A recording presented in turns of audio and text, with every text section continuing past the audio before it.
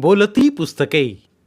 ज्यांना वाचनाचा नाद त्यांना बोलती पुस्तके घाली साद. आमचं चॅनल सबस्क्राईब करा आणि सबस्क्राईब करायला इतरांनाही सांगा.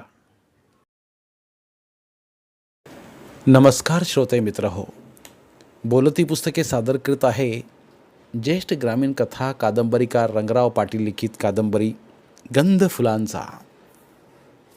प्रकरण 7. मरिमीच्या देवळात दिवा असायचा, तिच्या अगदी मूर्तीपुढं. मूर्ती म्हणजे एक शेंदूर लावला उभट दगड. दिवा नेहमीच असायचा की नाही हे आम्हाला तरी ठाऊक नव्हतं, पण तसा तो आम्ही गेलो तेव्हा मात्र तो होता. आम्ही म्हणजे मी, भगवाना, आणखी एक आमचा मित्र होता. तिथं माझे मित्र फार थोडेच. सारा वेळ घरात आईजवळच असे मी, किंवा शाळेत. शाळेत नाव घातलं नव्हतं तेव्हा मी असाच हुंदडत असे. कधी बोकुळाबरोबर इस्पारीत जा, कधी इतर पोरांच्याबरोबर वडाकडं जा, कधी मावशीकडं जा, तर कधी आंबूबरोबर पिंपरणीची पानं आणायला जा. तसा बहुतेक वेळा केदार बापूंच्या घरातही जाई. चंदा फारशी दिसत नसे. ती लवकर भाकरी बांधून गाया घेऊन डोंगराला जात असे. ती कधीतरी मला दिसे, पण दिसे तेव्हा ती गोड बोले. ती छलाटी सावळी होती, उंचही होती. ती केदारबापूंची सर्वात मोठी मुलगी. अंगावर लुगडं असे. ती रानातल्या गमती गोष्टी सांगे, माहिती सांगे. भगवानसुद्धा फार घनिष्ठ मित्र होता असे नाही.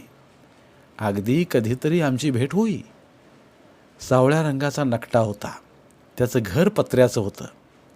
गावात पत्र्याची घरं थोडंफार होती, सारी माळवदाची. माळालाही एक घर पत्र्यांचं.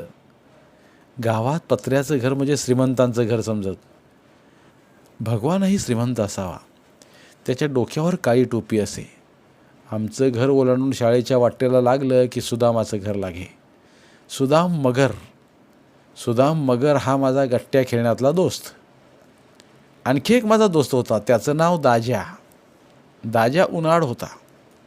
उन्हाळ दाजा तसा दोस्त नव्हता, पण आमच्या मित्रांच्यात तो कधी कधी गप्पा मारला असे. तो फार थापाडा होता. त्याला थापाड्या दाजा म्हणत.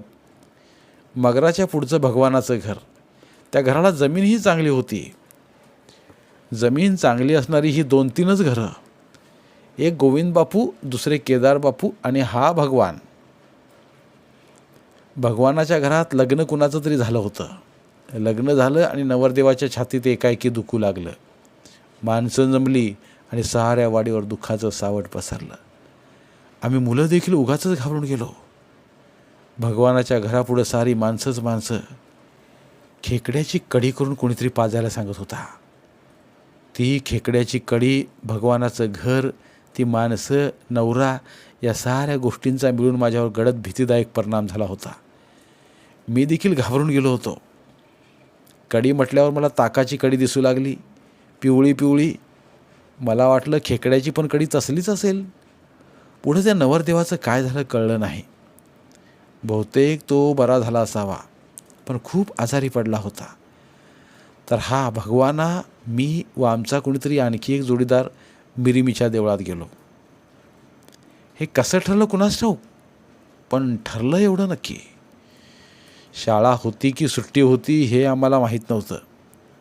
माझ्या शाळेची तशी फारशी दादा दखल घेत नव्हते. अगदी आवर्जून शाळेत जायला पाहिजे असंही नव्हतं. त्यावेळी माझं नाव घातलं नसेल, पण भगवाना मात्र माझ्या वर्गात असावा. आम्ही मरिमीच्या देवळात पोचलो. तिथल्या दिव्यावर एक विडी पेटवली. या विड्या भगवानानेच आम्हाला दिल्या होत्या. त्या कोठून आणल्या होत्या कुणास ठाऊक. आम्ही विड्या पेटवून मरिमीच्या देवळाच्या पाठीमागं गेलो. अफाट माळ, डोंगर आणि पिवळी कुसळे समोर दिसत होती. आम्ही घाईनं 1-2 झुरके मारले, पण आमच्यातल्या एकाने शंका काढली. अरे, देवळाच्या पाठीमागून धूर येतोय, असं कुणाला दिसलं तर? हे आम्ही ऐकलं आणि खूप घाबरलो. आता आम्हाला मार मिळणार याचा आम्ही धसकाच घेतला आणि आम्ही कसे तरी घराकडे सुटलो.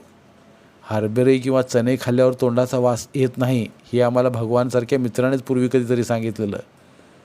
तो त्याच्या घरात जात असताना त्याला मी म्हणालो, अरे भगवाना, तुझ्याकडचा हरभरा तरी मला दे. तो काहीच बोलला नाही. मीही मग हळूच घरी चटकलो. मी कितीतरी घाबरलो होतो. आईला कळालं तर, पण कुणाला काही कळलं नाही. मी, भगवाना, आमचा तो मित्र सगळेच सुरक्षित राहिलो. माझ्या आयुष्यात मी उडलेली पहिली आणि शेवटची एकच विडी. गंमतच होती ती. त्यावेळेला शाळेत चरके असत. एका हाताने चरखा फिरवायचा व एका हाताने पिळू धरून सूत काढायचं. त्यावेळी आम्हाला असाच मराठीच्या पुस्तकामध्ये एक धडा होता, चिमणीचा. चिमणीनं चुचीत पिळू धरलाय आणि ती वर उडून निघाली व सूत काढते चरख्याचं चित्र होतं. कापसाच्या आधी चरख्या काढायचा व मग तो लोखंडी सळीने लाकडी ठोकळ्यावर लाटून त्याचे पिळू काढायचे आणि मग सूत काढायचे. इतक्या लहान वयातही मला सूत काढायला येत होतं. सूत काढायच्या चात्या पण असत. चातीला खाली पिवळी लहानशी चकती असते. त्याला एक वीतभर लोखंडी अगदी बारीक काडीच्या आकाराची सळी असते. सळीला एक अणकुचीदार वाकडा हुक असे. त्या हुकाला पिळू लावायचा. हाताने चकती फिरवायची. सूत निघेल तसे पिळूचा हात लांब लांब करीत न्यायचा. हाताचे अंतर संपले की ते सूत चातीला गुंडाळायचे. त्यावेळी आम्हाला सूतकताई अभ्यासाला होती. दादा सर्वांना सूतकताई शिकवीत. स्वतः घातलेल्या सुताचे कपडे मुलांनी शिवायचे. स्वतः पिकवलेल्या धान्याची भाकरी खायची. असे एक स्वावलंबी शिबिर होतं आटपाडीला. तिथं दादा मुलांना घेऊन गेले होते. त्यांनीच सूत काढलेल्या सुताचे कपडे अंगावर घातले होते व त्या स्वावलंबन शिबिरात जेवणासाठी सुद्धा स्वतःच पिकवलेले धान्य घेऊन गेले होते. तसा त्यावेळी नियमच होता. दादांच्या शाळेचा तिथं नंबर आला. दादांच्याबद्दल सर्व अधिकाऱ्यांना सहानुभूती वाटे. काम चांगलं करतात म्हणून. आप्पासाहेब यांना तर त्यांची शाळा चांगली वाटत होती. रस्सीखेच स्पर्धा सुरू झाल्या. तरसवाडीची शाळा एकीकडे, दुसरी शाळा एकीकडे. जोरात ओढाओढ सुरू झाली. तरसवाडीच्या मुलांनी अखेर स्पर्धा जिंकली. एकूण रिपोर्ट चांगले आले. मनापासून व चांगली शाळा चालवल्याबद्दल दादांच्या शाळेचा औंध संस्थानाच्या शाळेत प्रथम क्रमांक आला. राजा हरकून गेला. हवा तसा शिक्षक राजाला मिळाला होता. हवी तशी शाळा तयार झाली होती. राजालाही त्या शाळेचं फार कौतुक वाटलं. मोठा समारंभ झाला. औंध संस्थानच्या सगळ्या शाळांसमोर राजाने दादांना रौप्य पदक बहाल केलं. टाळ्यांचा गजर झाला. वाघूबाईच्या जत्रेत वरनं मुलं टाकत, म्हणजे वाघूबाईच्या देवळावरनं. खाली 4-5 माणसं मोठी चादर पसरून उभी असत. त्या देवळाला शिखर नव्हतं. माळवदाचं साधं देऊळ होतं. त्या देवळावरनं माणसं खाली मुलांना फेकून देत. ती मुलं लहान असत, म्हणजे पाळण्यातली. बघणारी माणसं घाबरून जात. त्यांचं काहीतरी नवस असेल किंवा त्या भागाच्या सगळ्याच मुलांना असं टाकत असतील. वाघोबाईचं देऊळ त्या पल्याडल्या तरसवाडीला होतं. तिथं दादा मला दरवर्षी यात्रेला घेऊन जात आणि यात्रेत हे दृश्य पाहायला मिळे. यात्रेत थोडी खेळणी, मेवा, मिठाई येई. पिपाण्यांच्या शिवाय फारशी खेळणी तिकडे नसत. कुणी कुणी नवसं बोललेली असत. ती माणसं नवस फेडायला आसपासच्या परिसरातून येत. तशी जत्रा मोठी भरे, पण माणसांची. पण करमणुकीचे इतर काही प्रकार नसे. थोडी खेळणी, थोडी मेवा, मिठाई आणि वाघूबाईचं दर्शन. झाली यात्रा. वाघूबाईला आम्ही वर्षातून 2 वेळा जात असू. एकदा वाघूबाईच्या जत्रेला व एकदा दसऱ्याला. वाघूबाईच्या पाठीमागे एक डोंगर होता. फार उंच नव्हता, पण तसा बराचसा लांबोडका, थोडासा अर्धवर्तुळाकार. दसऱ्यात एक गंमत दिसे. देवीचं दर्शन झालं की ही गंमत सारेजण पाहत. वाघूबाईच्या पुढील पटांगणात आम्ही उभे राहत असू आणि माणसं बाजरीच्या ताटांच्या कंचांची पिंडी हातात धरून वाघूबाईचं दर्शन घेत आणि देवळाला लागून असलेल्या डोंगरावर पळत जात व दुसऱ्या बाजूने पळत परत येत. अशी कित्येक माणसे बाजरीच्या कंसाच्या पेंड्या घेऊन पळत. हे पाहणं आम्हाला कितीतरी आनंददायी वाटे. कधीकधी आईला पण आम्ही यात्रेला घेऊन जात असू. गोविंद बापूंची मुलगी वजंता तिथे दिली होती. तिच्या घरी आम्ही जात असू. पोळ्याचे जेवण असे. एकदा मी, दादा आणि शिवाजीराव यात्रेला गेलो होतो. यात्रा करून परत येत होतो. आमच्या तरसवाडीहून पल्याडली तरसवाडी 2 किलोमीटर अंतरावर असेल. त्या वाडीतून आम्ही आमच्या वाडीकडे निघण्यासाठी बाहेर पडलो. थोडा वेळ चाललो. दोघांच्या मनात काय आले कुणास ठाऊक. चालता चालता आम्ही दादांच्या पुढं पळायला लागलो. फार पुढे धूम ठुकली. जोरात धावत होतो. दादा पाठीमागून आम्हाला हाका मारत होते. आम्हाला ऐकू आले नसावे. वारं प्यालेल्या खोंडासारखं पळत होतो. धावताना आम्हाला फार आनंद वाटत होता. आम्ही धावत होतो. आम्ही आनंदात होतो. वाट मस्त वाटत होती. पायवाट. त्या वाटेवरून त्या निसर्गाचा आनंद घेत धावणे मजेचे वाटत होते. उघडा बोडका माळ, भोवताली डोंगर आणि घराकडे आईकडे जाणारी वाट, सारीच गंमत. दादा खूप चिडले होते. हे आम्हाला नंतर मार बसल्यावर कळले. आम्ही बेभानपणे पळलो होतो. दादा खूप घाबरले होते. विंचू काटा, साप इत्यादीला. एखाद वेळी लांडगासुद्धा येईल. दादांचे झपाझप चालणे चालूच होते. एकूण त्यांचा आविर्भाव आमच्या लक्षात आला आणि आम्हीही दमलेलो होतो खूप. त्यामुळं आम्ही दोघेही थांबलो. दादानी आम्हाला गाठले. तिथली एक फोक घेतली आणि आम्हा दोघांनाही चोपले. आम्हाला चांगलाच मार बसला. आम्ही हू की चू केले नाही. मग आम्ही मुकाट्याने चालू लागलो. मग एकादशी वाडी आली. वाडीतूनही आम्ही मूकपणे चाललो होतो. मार बसल्यामुळे गप्प होतो. एकदाचे घर आले. आई वाट बघत होती. आईला पाहतच आम्ही आईच्या कुशीत शिरलो आणि ढसाढसा रडू लागलो. काय झालं? आई आम्हाला समजावू लागली. काय झालं? आम्हाला वाटत मारलं, आम्ही रडत रडत सांगितलं. तुम्हाला काही कळतं का? आई दादांच्यावर रागावली. अर्थात खोटं खोटं. मग उशिरानं दादांनी आमची करामत आईला सांगितली. त्या वर्षाची वाघोबाईची यात्रा अशी झाली. तिथले आमचे खेळ मजेशीर असत. सारवलेल्या जमिनीवर कोळशाने एक गोल काढायचा. त्यातून आडव्या 2 आतून रेगा ओढायच्या. मग दोघांनी आपापले चिंचोके घ्यायचे, एका ठिकाणी ठेवायचे. चिंचोक्याच्या डाळी 7-8 असायच्या. कवड्या खेळतात तशा खेळायच्या आणि टाकायच्या. पालती डाळी किती पडल्या, उत्तान्या डाळी किती पडल्या यावर आमचा चिंचोका घर जिंकत पुढे सरकायचा. हा खेळ दुपारी चाले. केदारबापूंच्या सोप्यात, कधीकधी मंगराच्या सुद्धा सोप्यात हा खेळ चाले. बकुळा मला असल्या खेळात घे. कधी कधी आम्ही दोघेच हा खेळ खेळत असू. बकुळा कधी गजग्याने खेळे. दोन्ही पाय पसरून मध्ये एकदम सारे गजगे टाकी. मग एक गजरा वरती टाकून तो खाली यायच्या आत जमिनीवरचा दुसरा गजगा उचली व तोपर्यंत वरचा गजगा झिली. असे करत करत जमिनीवरचे सगळे गजगे मुठीत घेत गजग्यांची संख्या वाढवी. वर फेकला गजगा झेलायचा हे कौशल्याचं काम असे. तो खेळ पोरींचा असे. मी मात्र जवळच बसून हा तिचा खेळ अनेक वेळा पाहत असे. मला कोणीतरी मुंबईहून रबराची 2 चाकं खेळायला आणली होती. त्याच दरम्यान तिथं तरसवाडीचीच 2 गोरीपान पोरं मुंबईत बॉम्ब पडला होता म्हणून आली होती. ती चाके रिंग टेनिसमधल्या रिंगपेक्षाही लहान होती. ती भरपूर जाड होती. ती कशाची चाके होती की खेळायची. गलीला नेऊन खेळत असे.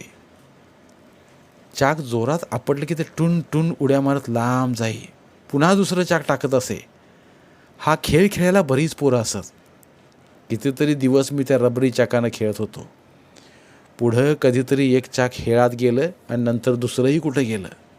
धनगरांचे मोठे मोठे ढोल होते. कधीतरी तिथलं धनगर गजी खेळत. हे ढोल आमच्याच शाळेत अडकवलेले असत. सुट्टी दिवशी आम्ही ते खुंटीला अडकवलेल्या स्थितीत तसेच वाजवत असू. या कामात माझी शाळा सोबती असत. मग आम्ही ढोलाबद्दलच्या गप्पा मारत असू. तिथं आणखी एक नवा ढोल होता. तो स्टीलसारखा झळकत होता. बाकीच्या ढोलाचे पत्रे काळे कभिन्न असत. हा नवीन ढोल चकचकीत स्टीलचा असल्यागत वाटे. नुकतेच असले नवीन ढोल निघाले होते स्टीलसारखे झळकणारे. ढोलाच्या कात्रीला ताण देण्यासाठी त्याला पेचाचे खिळे व स्क्रू होते. अगदी नवीन पद्धतीचा ढोल होता असं तिथं मुलं म्हणायची. मलाही कोणीतरी बारका ढोल करून दिला होता. मी ढोल वाजवायला हट्ट केल्यानं दिला होता की गमतीनं करून दिला होता कुणास ठाऊक. भिंत बांधणारे कोणी गवंडी मला मात्र ढोल वाजवताना पाहून हसत व कौतुकानं पाहत. ढोल वाजवणाऱ्या माणसाची गोष्ट याच शाळेत आम्हाला दादाने सांगितलेली आठवते. वाजवणारा माणूस झऱ्याचे पाणी प्यायला जातो. 2 प्रवासी येतात. ढोल वाजवणारा माणूस कुठं आहे शोधतात. त्या प्रवाशांना वाटतं तो माणूस ढोलात आत बसूनच ढोल वाजवतोय. दोघे दोन्ही बाजूनं ढोल फाडून आत हात घालतात आणि सापडला म्हणून एकमेकांचे हात ओढतात. तेवढ्यात ढोलाचा मालक झऱ्यावरून पाणी पिऊन येतो आणि त्या 2 मूर्खांचा कारभार बघून पस्तावतो. मला ही गोष्ट फार भावली होती. चेंडू मामाचा खेळ तर आम्ही सर्रास खेळत असू, पण या खेळाला बाहेर जावे लागे. रानात किंवा रानमाळावर चेंडू मामाची घरं एका ठिकाणी भरपूर असायची. एखाद्या ठिकाणी एकच असे. गोल मऊ मातीत एक खड्डा असे आणि बरोबर मध्यावर एक भोग असायचं. शर्टाचा दोरा काढायचा, त्याची बारीक गुंडाळी करायची आणि मग चेंडू मामाच्या घरात टाकायची. चेंडू मामा चेंडू उडीव असं सारखं म्हणायचं आणि खालून ती दोऱ्याची गुंडी चेंडूसारखा टुन उड्या मारायची. आम्हाला फार गंमत वाटायची. या खेळात बकुळा देखील असायची. मग आम्ही चेंडू मामा कसला असतो हे पाहण्यासाठी माती काढून त्याचं घर मोडून काढायचो. त्यात आम्हाला एक माती रंगाचा किडा दिसायचा. तो घरातच विस्कटल्या मातीवरून कुठेतरी निघाला असे. काही पोरं गदग्यानं खेळायची. 5-6 गदी पडायची. चांगले 10-15 गोल खड्डे पडायचे. प्रत्येक गदीत 4-5 खडे टाकायचे. मग आमचा तो गदग्याचा खेळ चाले. त्याला आम्ही गदग्या असं म्हणत असू. कधीकधी आम्ही काचेचा एक तुकडा, विशेषतः बांगडीच्या काचेचा हिरव्या लाल तुकडा घेत असू. मातीचा छोटासा बंधारा करायचा. मुठीत काच घेऊन त्या लाल मातीच्या ढिगात हात खुपसून ती काच कुठेतरी दडवून ठेवायची. समोरच्या मुलानं दोन्ही हाताची बोटे एकमेकात गुंफून ती काच कुठे असेल याचा अंदाज करून गुंफलेल्या हातांचे पंजे ठेवायचे. त्याच्या चंप्याखाली काच सापडली तर त्यानं जिंकलं, नाहीतर नाही. जिंकले तर त्यानं खेळायचं, नाहीतर पहिल्यानंच ती काच पुन्हा दडवायची.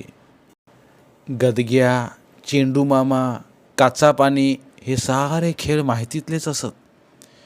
एकदा खेळता आमची भांडणं झाली आणि मी बकुळाच्या झिंज्यात मुठभर माती टाकली. बकुळा रडत घरात गेली. मीही घराकडं पळालो. चंदाच्या आईला मात्र याची गंमत वाटली. ती माझ्याकडं कौतुकानं हसत पाहत होती, तर आई माझ्यावर खूप रागावली होती. कलडोणला जाताना चालत जावं लागे. इस्पारीजवळून ही वाट गेलेली असे. खरसुंडीला जायलाही तीच वाट. मादळमुठी लेंगरे या गावालाही तिथूनच जावे लागे. त्यावेळेला मोटारी जवळजवळ नव्हत्याच. सारा चालत प्रवास, नाहीतर बैलगाडी. कधी घोड्यावरून. माझा 2 नंबरचा आत्ते भाऊ तर 8 पाडीहून उंटावरून आला होता. त्यावेळेला उंटावरून टपाल वाटलं जाई. आठवड्यातून एकदा हा उंट तरच वाढला येई. त्याच उंटावर माझे आत्तेभाऊ विलासराव आले होते. मी तो उंट पहिल्यांदाच केदारबापूंच्या गोठ्याच्या पूर्वेला उंच माळावर पाहिला. तो गावात आला का नाही कुणास ठाऊक. त्या सांडणी स्वारानं विलासरावाला त्याच्या मामाच्या म्हणजे दादांच्या ताब्यात दिलं आणि तो तिथून परत फशार झाला. त्याला बराचसा पल्ला मारायचा होता म्हणून तो घाईनं परतला. एखादा उंट आमच्या वाडीतून गेला होता. त्याच्या लेंड्या मात्र पोराने पळवल्या. मीही 1-2 लेंड्या घरी आणल्या. आई म्हणायची त्या जपून ठेवायच्या, भरभराट होते. अशी ती तरसवाडीतून आणलेली उंटाची लेंडी मात्र आमच्या बॅगेतच एका लहानशा पेटीत कितीतरी दिवस होती. धन्यवाद. उर्वरित कादंबरी पुढील भागात. धन्यवाद.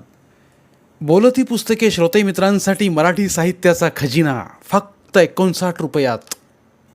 फक्त 59 रुपये माफक फी भरून आमच्या साहित्यरत्न या चॅनलचे सभासद व्हा व भरपूर मराठी ऑडिओ बुक्सचा आस्वाद घ्या.